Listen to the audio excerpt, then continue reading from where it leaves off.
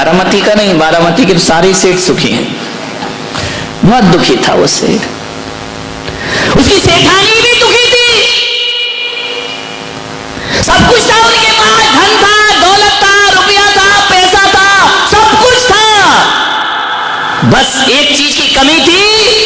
ध्यान रखना, एक चीज की कमी तो दुनिया में सबके पास होती है। टाटा बिरला के पास भी जाओ तो उसके पास भी एक चीज की कमी होगी। रिलायंस बंधु के पास जाओ तो उनके पास भी कुछ ना कुछ कम होगा।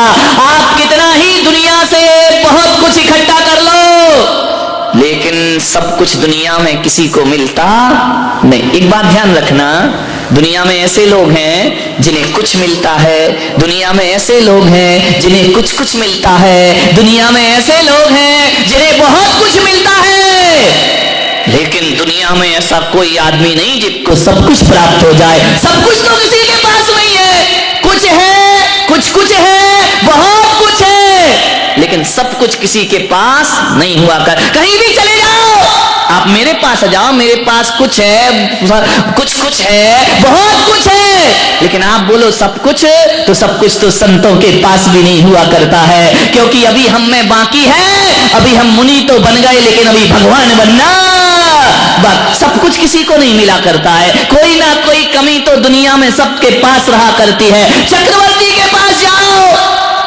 96,000 रानी है, 6 खंड का राजा है, 84 लाख हाथी, 18 करोड़ घोड़े हैं, 9 निधि, 14 रत्न है, लेकिन चक्रवर्ती के पास सब कुछ नहीं है। उसका भी मान भंग किसी बाहुबली के द्वारा हो जाया करता है, मान स्वाभिमान नष्ट हो जाता है। पटरानी के पास सब कुछ नहीं है, बहुत कुछ है, 96,000 रानियों की हेड हुआ करती है, सबसे ज्यादा सुंदर हुआ करती है, सबसे ज्यादा प्यार चक्रवर्ती का उसे ही मिला करता है, लेकिन पटरानी में एक कमी है, वह कभी मां नहीं बना करती है, वह बांझ रहा करती है। एक कमी तो चक्रवर्ती के घर में भी हुआ करती है मेरे भाई। दशरथ के यहाँ सब सुख था, सब बहुत कुछ था, लेकिन एक मंथरा और एक कैकेयी तो दशरथ के घर में भी कमी तो सब जगह मिलेगी। ध्यान रखना, एक ना एक कमी हर व्यक्ति के पास है, सबके पास सब कुछ प्राप्त नहीं होता है। एक ही चीज है सब कुछ पाने का रास्ता। ध्यान रखना, कुछ चाहिए तो कुछ छोड़ो। समझ में आ रहा? बिना छोड़े कुछ मिलता है क्या? कुछ चाहिए तो कुछ छोड़ो, कुछ चाहिए, अब बोलो ना आगे, सब मैं ही बोलूंगा क्या? कुछ छोड़ो, बहुत कुछ चाहिए और सब कुछ चाहिए, तो जो सब कुछ छोड़ता है उसे सब कुछ प्राप्त हो जाता है। कुछ चाहिए तो कुछ छोड़ो, कुछ चाहिए कुछ छोड़ो, बहुत कुछ चाहिए बहुत कुछ छोड़ो, और सब कुछ चाहिए तो भगवान की तरह सब कुछ छोड़। ध्यान रखना, ये दुनिया का गणित है, जो सब कुछ छोड़ेगा उसे सब कुछ प्राप्त होगा, जो कुछ छोड़ेगा उसे कुछ प्राप्त होगा। बस यही उत्तम तप का दिन है। सेठ एक मुनि के पास पहुंचा, महाराज प्रणाम किया मुनि को। सेठ भगवान का प्रणाम करने के बाद पूजन करने लगा। सभी लोग प्रवचन सुनकर चले गए, सेठानी बैठी रही। उसने कहा आज तुम्हें अपनी जिंदगी की पीड़ा, जो दर्द है, वो मुनि से कह के रहूंगी। मुनि ने कहा सेठानी सब चले गए, तुम घर नहीं जा रही हो? आंखों में आंसू आ गए, मेरे भी आ रहे हैं। आंखों में आंसू आ गए सेठानी के।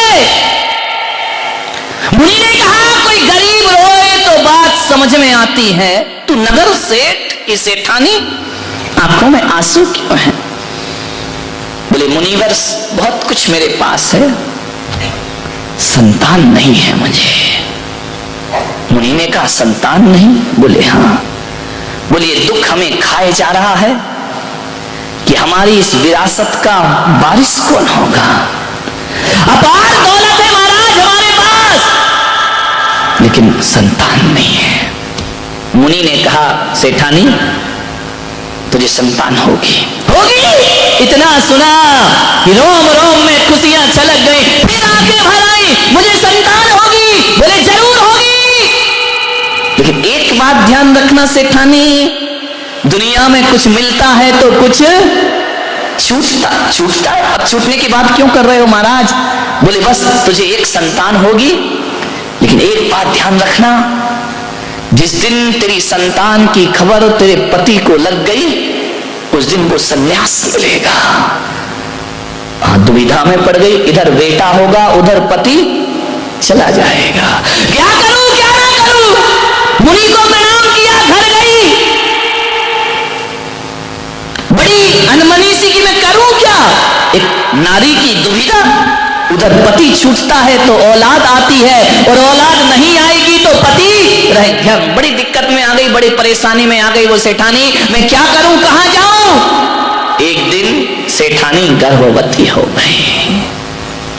सेठ से कहा, सेठानी ने बताया नहीं कि पता चला कि इसको वैराग्य हो जाएगा, ये सन्यास ले लेगा। जिंदगी भी कैसे खूबसूरत मोड़ पे ले जाके धोखा दिया करती है, जिंदगी भी कहां ले जा करके उलझा दिया करती है। ये को कम विचार करिए। सेठानी ने कहा कि सेठ जी मेरी तबीयत सही नहीं है। वैद्यों से कहा कि सेठ को ऐसा उपाय बताओ कि मैं 9 महीने तक किसी गुप्त स्थान में रहूंगी, क्योंकि उधर पति को बचाना है, उधर मां बनने का सुख प्राप्त करना है। सेठ ने कहा कोई बात नहीं, यदि सेठानी की तबीयत खराब है तो नीचे जो तलघर है उसमें सेठानी की सारी व्यवस्था कर दी जाए। वैद्यों ने कहा कि किसी की नजर भी नहीं पड़ना चाहिए सेठानी पर। सेठ ने कहा ऐसी क्या बीमारी है? अब बोले आप ये बीमारी छोड़िए, सेठानी का जीवन बचाइए। सेठ ने सारी व्यवस्था नीचे कर दी। विधि ना तेरे लेख किसी से कहे न जाते हैं। सेठ ने कहा कोई बात नहीं, साल भर की बात है, आराम से गुजर जाएगा। सेठानी के नीचे तलघर में 2-4 सेविकाएं लगा दी। सेठानी का हमेशा ध्यान रखना। सेविकाएं सेवा करती, पैसा बहुत था, अपार दौलत थी, सेठानी तलघर में रहती। एक दिन सेठ कहीं घूमने जा रहे थे, सुबह सुबह का समय, प्रातः काल का समय। क्या देखते हैं कि उसके घर की दासी सरोवर में कुछ रक्त रंजित कपड़े धो रही है। सेठ ने देखा कि ये दासी क्या धो रही है सरोवर में। पूछा जाकर, क्या धो रही हो यहाँ पर, तुम कर क्या रही हो? घबरा गई दासी। सेठ ने कहा तेरी आंखों में घबराहट दिख रही है, बता तू क्या किया तूने, क्या हुआ है? उसने घबराहट में कह दिया, सेठ जी आपके घर में पुत्र का जन्म हुआ है। इतना सुना सेठ ने कि मेरे घर में पुत्र का जन्म, गूढ़ गर्व मुझसे ही छुपाया गया, मुझे ही नहीं बताया, मेरी ही पत्नी ने। और कहा कि स्वास्थ्य खराब है इसलिए तलघर में रहूंगी। मुझसे मेरी औलाद छिपाई गई, मुझसे मेरे सत्य को छिपाया गया सेठ घर। और जैसे ही जाकर देखा सीधा तलघर में उतरा। सेठानी ने कहा कौन है, कोई ना आए यहाँ। सेठ ने कहा मेरे घर में रहकर मुझे मना कर रही है, मुझसे छुपा रही है। मैंने सुना है तुझे पुत्र की प्राप्ति हुई है। सेठानी घबरा गई। सेठ ने देखा कि बालक का जन्म हुआ है, उठाया बालक को अपने हाथों में और देख करके बालक को मां के हाथ में सौंपा और कहा इसे संभालो। लेकिन सेठानी तुमने मेरे साथ अच्छा नहीं किया, ये बात मुझसे छुपाने की जरूरत क्या थी? क्या जरूरत थी सत्य को छुपाने की? धिक्कार ये संसार, यहाँ अपने ही अपने नहीं हुआ करते हैं। और कहते हैं सेठ ने घर बार छोड़ा और सन्यास के लिए जंगल की तरफ। इतनी सी बात में सन्यास ले लिए। ध्यान रखना, कोई लाख करे चतुराई, कर्म का लेख मिटे ना रे। कितनी भी होशियारी कर लो, कितनी भी चालाकी कर लो, जो तकदीर में लिखा है वो कभी मिटता नहीं है। सेठ ने सन्यास ले लिया, जन्म पत्री दिखाई बच्चे की, ज्योतिषियों ने कहा कि सेठानी संभाल के रखना। बोले क्यों? बोले यदि संसार की नश्वरता समझ में आ गई ये भी चला जाएगा। सेठानी ने कहा मैं तो दोनों तरफ से लुट गई, पति भी गया और बच्चा भी जाएगा। बोले संभाल के रखना। उस सेठानी ने उस बच्चे को कैद कर दिया महल के अंदर। तुम बाहर नहीं जाओगे।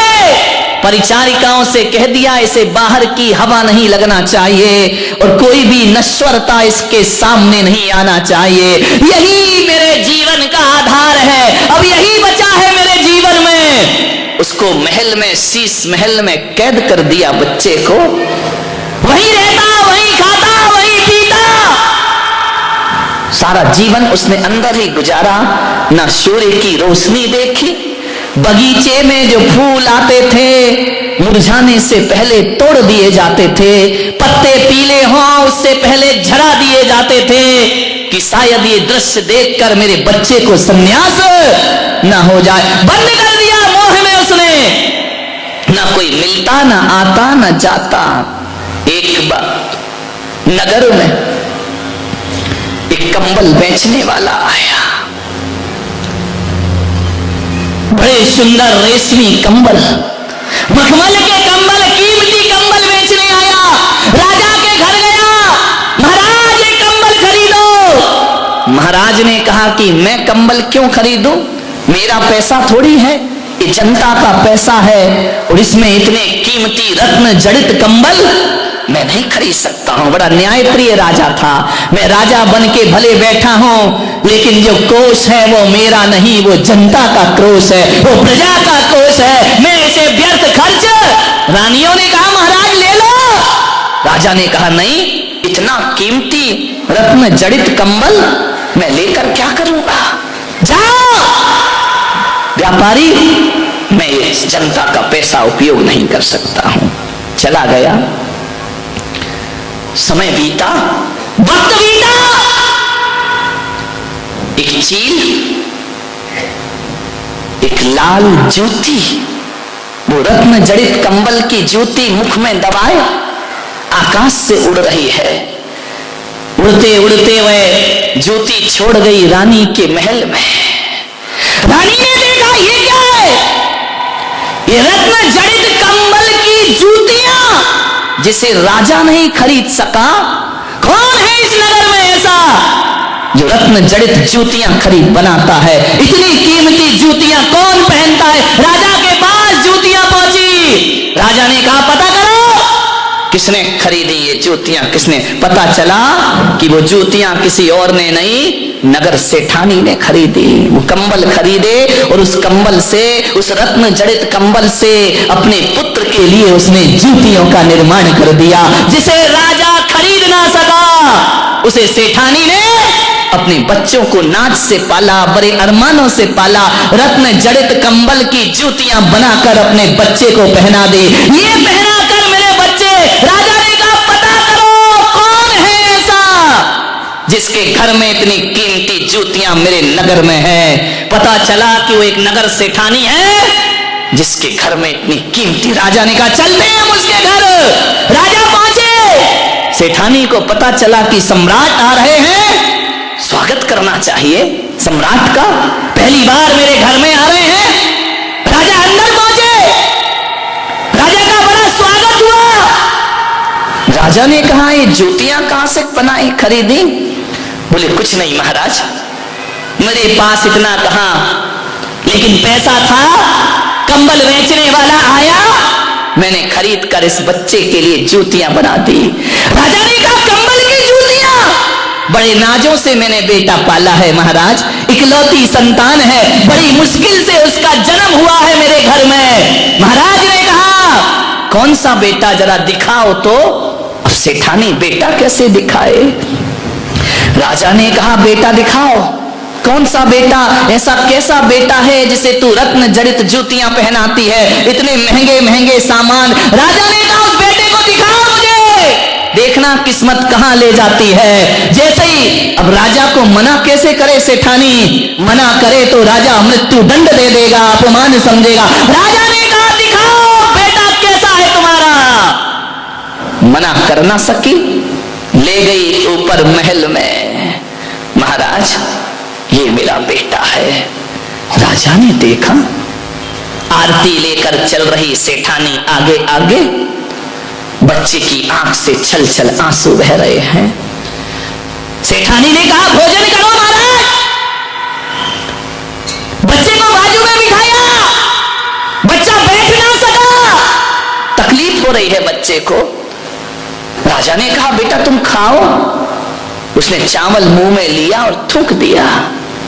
राजा ने कहा कि सेठानी इस बच्चे को कोई तकलीफ है? बोले तकलीफ कुछ नहीं महाराज, ये बहुत नाजुक है। बोले ऐसा क्या है इसमें? बोले मैंने दिए से जो आपकी आरती उतारी, मेरा बच्चा दिया नहीं देखा उसने कभी, वो रत्नों के प्रकाश में पला है, लेकिन आपकी आरती उतारी तो उसकी आंखों में आंसू आ गए। दिए की ज्वलनशीलता उसकी आंखें बर्दाश्त नहीं कर सकती हैं। राजा ने कहा इतना इतना नाजुक बच्चा? बोले नहीं महाराज, ककड़ी पर पैर रख दे तो सर्दी हो जाती है, इसको जुकाम हो जाता है। इतना नाजुक बच्चा, सेठानी बताओ ये सीधा क्यों नहीं बैठता है? बोले मैंने आपके ऊपर जो सरसों फेंके हैं, वो राई वो सरसों इसके आसन में है, इसे राई का दाना चुभता है महाराज, सरसों का दाना चुभता है। दीपक की ज्योत में आंख में आंसू आ जाते हैं। ये खाता क्यों नहीं है सेठानी? महाराज ये ऐसा चावल नहीं खाता है, रात भर कमल में बंद रखती हूँ चावल को, जब वह फूलता है गलता है, सुबह उसे पकाती हूँ, फिर अपने पुत्र को खिलाती हूँ। ये अपने दांतों से कठोर चीज नहीं चबा सकता। जिन्हें कहा ऐसा बच्चा तो देखा नहीं, पानी पीता है तो कंठ से दिखाई दिया करता है, छलक रहा है उसकी त्वचाओं से खून, गुलाबी रंग का बदन, ऐसा लगता कि ये बच्चा नहीं किसी बगीचे से गुलाब का कोई फूल तोड़ के ले आया है। राजा ने हाथ से छुआ, उंगलियों के निशान बन गए बच्चे पर। राजा ने कहा यह भी बड़ा अजूबा है, कभी सूरज की रोशनी ना देखी, कभी बाहर का दृश्य ना देखा, बंद कमरे में जीवन बीतता गया, जवान हुआ वो बच्चा, बाहर नहीं निकलने दिया, सारी सुविधाएं उस महल के अंदर। एक दिन राजा ने देखा और चला गया। एक दिन की बात है कि पीछे ही उद्यान था, बगीचा था, चतुर्मास का एक दिन बचा, एक मुनि संघ आ गया वहां। जैसे ही मुनि संघ आया, सेठानी ने दरवाजे बंद करा दिए, सेविकाओं से कहा कि उस मुनि की तरफ इसकी दृष्टि नहीं पड़ना चाहिए, ये मुनि को ना देख पाए, और ऐसी व्यवस्था करो कि मुनि यहां चातुर्मास ना करें, उन्हें बगीचे से बाहर निकाल दिया जाए। पता चला बाहर निकालने गए तो मुनि कोई और नहीं, वही सेठ था जो छोड़ करके चला गया था। उसने चातुर्मास की स्थापना कर ली। सेठानी ने कहा तुम क्यों आ गए यहाँ मेरी जिंदगी को उजाड़ने के लिए? एक तरफ तो मुझे छोड़कर चले गए, अब मेरा बच्चा भी लेने आए हो। मुनि ने कहा हम 4 महीने मौन रहेंगे, उपदेश नहीं होगा, क्योंकि हमारे चातुर्मास का समय हो गया है। दीपावली का दिन, चातुर्मास का विसर्जन, अमावस्या की रात, संत ने कहा हो गया चातुर्मास, मौन भी खंडित होता है। पाठ कर रहे हैं भगवान का, भक्ति पढ़ रहे हैं, सुबह सुबह आवाज पड़ी बच्चे के कान में कि कोई अरिहंताड़म सिद्धाड़म बोल रहा है। बच्चे ने तो कभी सीखा ही नहीं था। उसने सेविका से कहा मुझे छत पे जाना है। सेविका ने कहा नहीं राजकुमार, तुम वहां नहीं जा सकते हो, हम तुम्हारी सेवा में खड़े, आदेश करो क्या चाहिए। उन्होंने कहा नहीं मुझे तो जाना है, चाहे कुछ भी हो जाए। जिद कर ली, परिचारिका को धक्का मारा। जैसे छत पर पहुंचे, मुनि पर दृष्टि पड़ी, घसीट कर ले आई सेठानी, चल अंदर, बाहर नहीं जाना। ये कौन है? ये वस्त्र क्यों नहीं पहने हैं? अरे ये पशु है, पशु, मोह कितना अंधा होता है। ध्यान रखिए, जिस मुनि के आशीर्वाद से संतान पैदा होती है वही मनुष्य मोह के अंधे आदमी को पशु दिखाई दिया करते हैं। बोले ये जानवर है, ये कपड़े नहीं पहना करते हैं। बच्चे ने कहा माँ कुछ तो है इनमें। बोले चल अंदर। बंद किया दरवाजा, ताला डाला, बाहर नहीं निकलना। ध्यान रखना, रात को 12 बजे पाठ चल रहा है विसर्जन। बच्चा सो नहीं पा रहा है, रात भर करवटें बदल रहा है। देखा बच्चे ने सुबह सुबह 3 बजे प्रातः काल, सब सो रहे हैं, सेठानी सो रही, सब सो रही। मां की साड़ी डाली खिड़की से, फेंक दी नीचे साड़ी, और रात्रि के घनघोर अंधेरे अमावस की रात उतर गया साड़ी से नीचे, हाथ लहू लुहान हो गए। इतना सुकुमार, इतना सुकुमार, हाथों से खून की धारा बह रही है। पैर छिल गए उसके साड़ी की रगड़ से। दौड़ा, पहुंचा, गया, हाथ पैर खून से लथपथ। मुनि ने देखा तू कौन? बोले आप कौन? आप नग्न क्यों हैं? आप ऐसे क्यों रहते हैं? उसने कहा हम मोक्ष मार्ग के राही हैं, हमें मुक्ति की साधना करना, तपस्या, मैं भी तपस्या करूंगा। मुनि ने कहा भी तुम नादान हो, नाजुक हो। नहीं मुनिराज, मुझे दीक्षा प्रदान करिए, संन्यास प्रदान करिए। बच्चे को बहुत समझाया, नहीं माना। मुनि ने देखा इतना तो सुकुमार शरीर है, खून की धार बह रही है, और ये कहता है मैं तपस्या करूंगा। कैसे तपस्या करेगा? बोले महाराज जीवन तो जाना ही है, एक दिन नष्ट होना है।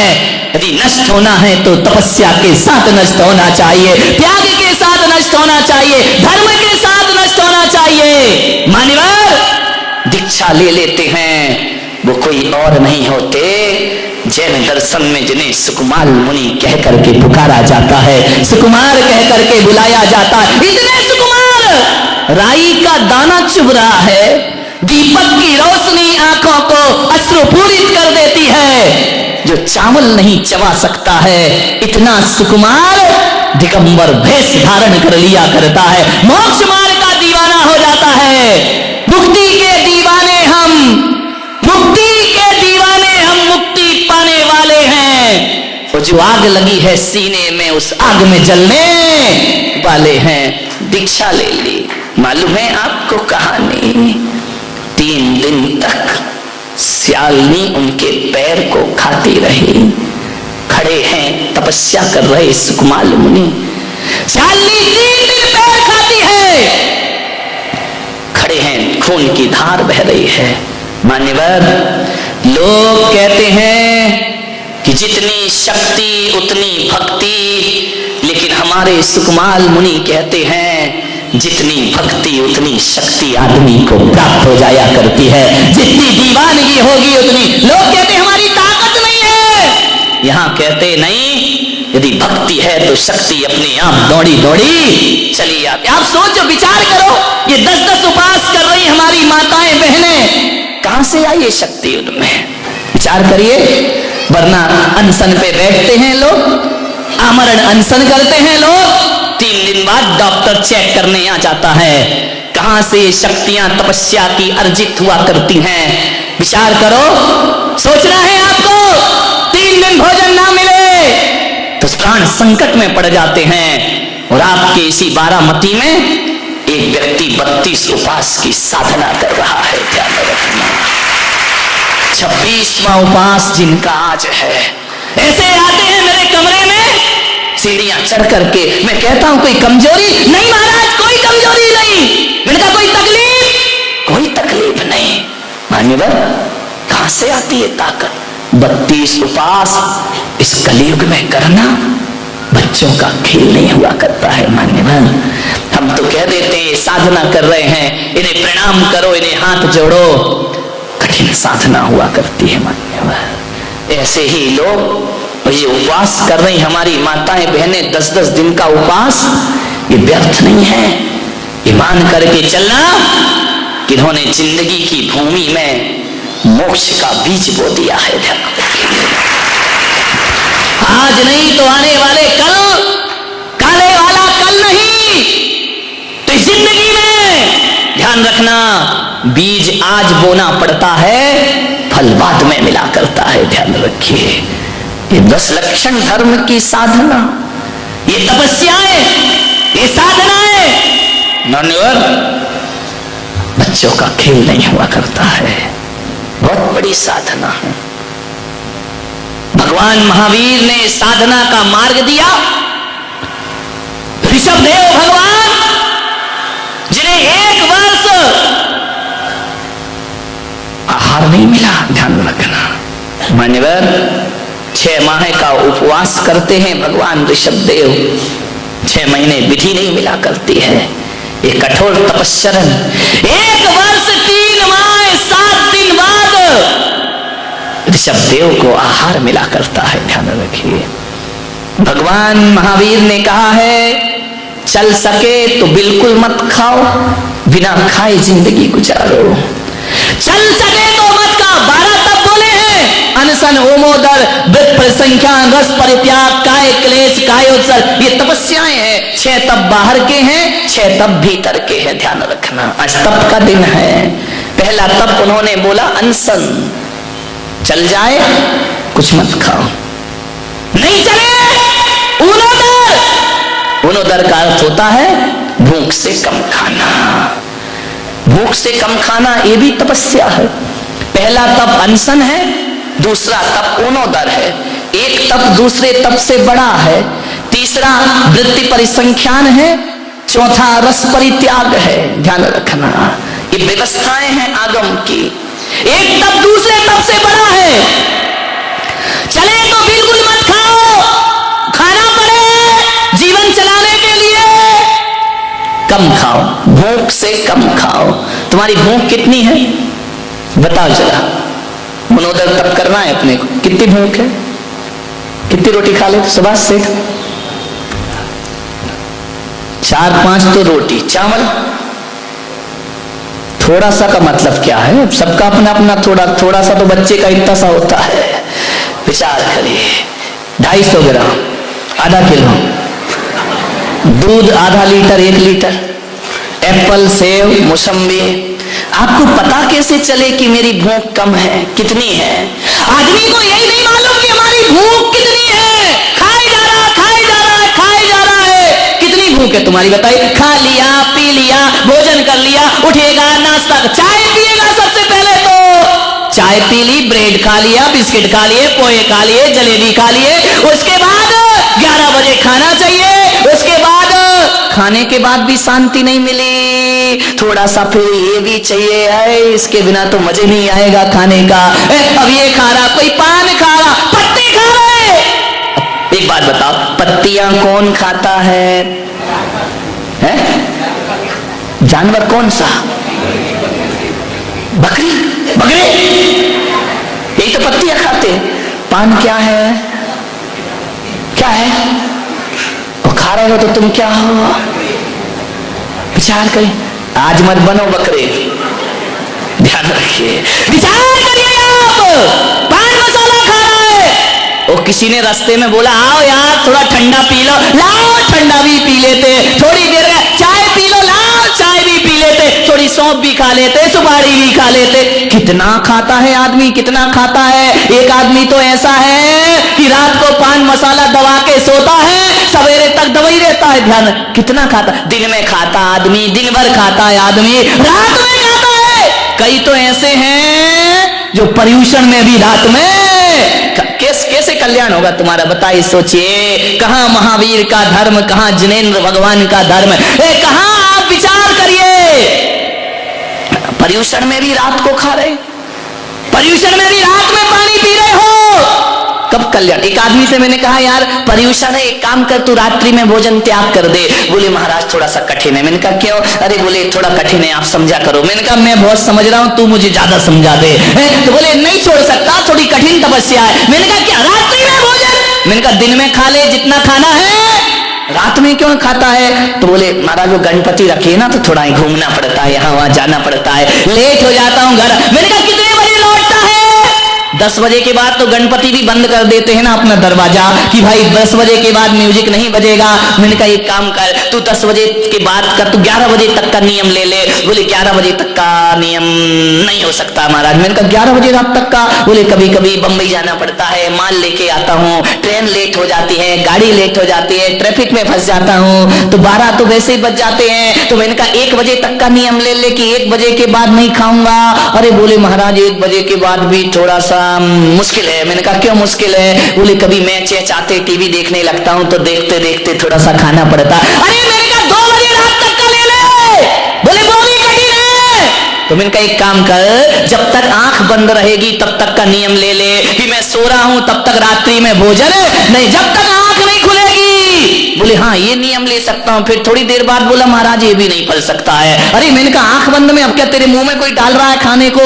बोले डाल नहीं रहा महाराज, नियम नहीं फल सकता। मैंने कहा क्यों नहीं फल सकता? बोले रात में सपने में खा लेता हूं। तेरे की आदत।